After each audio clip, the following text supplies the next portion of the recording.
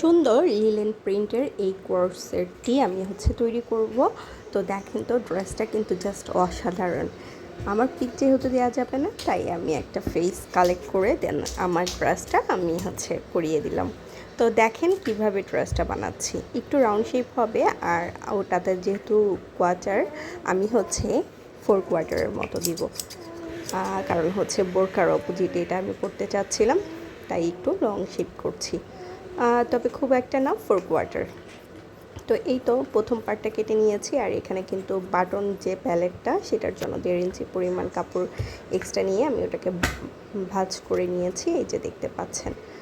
আর প্রথম পার্টটা কাটার পরে অপোজিট সাইডে যে কাপড়টা আছে, যেহেতু এটা 3.5 হাত পানা, সো ওই পার্টটা বসিয়ে দিলাম, যেহেতু বডিটা কম আছে। তো এখানে সুন্দর করে বাকি যেই পার্টটা, ওটাতে সুন্দর করে কাপড় ফেলে দিয়েছি। দেখেন খুব একটা বেশি কাপড় অপচয় হয়নি। সুন্দর করে বডি পার্টটা বসিয়ে দেন ব্যাক পার্টটা আমি কেটে নিলাম।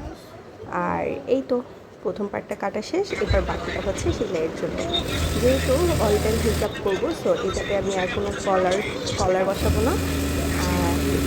নর্মালি গোল গলা দিয়ে তৈরি করবো। হিজাবের নিচে কলার থাকলে খুব গরম লাগে, তো কলার করবো না। কারণ এই কলার করলে হয় কি, পরবর্তীতে যখন বাসায় ড্রেসটা পরবো, তখন এই কলারের জন্য বাসায় ড্রেসটা অ্যাভেলেবেল পরা হয় না।